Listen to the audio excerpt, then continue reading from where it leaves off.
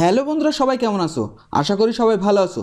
ইউটিউবের চ্যানেলের জন্য থাম্বনেল একটি গুরুত্বপূর্ণ বিষয়, কেননা অনেক ভিউয়ার্স আছে যারা শুধু থাম্বনেলের উপর ডিপেন্ড করে তোমার ভিডিওটা দেখে। আজকে আমরা এই থাম্বনেলটা বানানোর চেষ্টা করব, যেটা তোমরা স্ক্রিনে দেখতে পাচ্ছ। তা চলো শুরু করা যাক। প্রথমে আমরা একটা ব্যাকগ্রাউন্ড ওপেন করে নেব।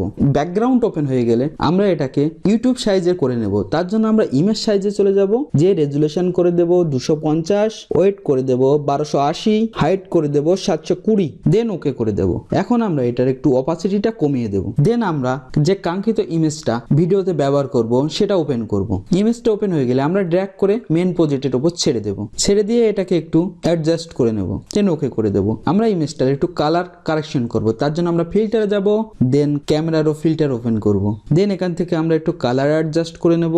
কালার অ্যাডজাস্ট হয়ে গেলে ওকে করে দেব। এখন আমরা থাম্বনেলের জন্য কিছু টেক্সট অ্যাড করব। তা আমরা আজকে লিখব ইউটিউব থাম্বনেল, ইউটিউব থাম্বনেল। দেন আমরা ইউটিউব লেখাটা পুরোপুরি ইউটিউব রূপে রূপ দেব। তার জন্য আমরা রেক্ট্যাঙ্গেল সিলেক্ট করব, করে নিচে একটা ব্যাকগ্রাউন্ড নিয়ে নেব, যেটার কালার আমরা সাদাই দিয়ে দেব। দেন আমরা এটাকে কপি করে আরেকটা করে নিয়ে টিউবের নিচে দিয়ে দেব, দিয়ে এটা একটু বড় করে দেব।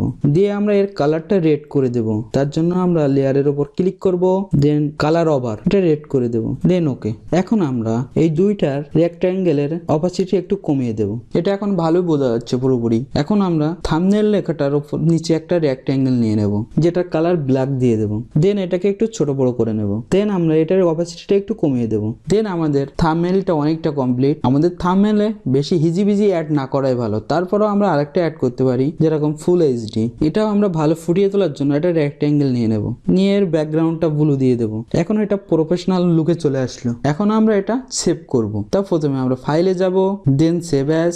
এখান থেকে আমরা ফরম্যাটটা জেপিজি সিলেক্ট করব, দেন ফাইলের একটা নাম দেব, দিয়ে সেভ। আমাদের ভিডিওটা যদি আপনাদের ভালো লাগে তাহলে লাইক করবেন, কমেন্ট করবেন, সাবস্ক্রাইব করবেন। Thank you.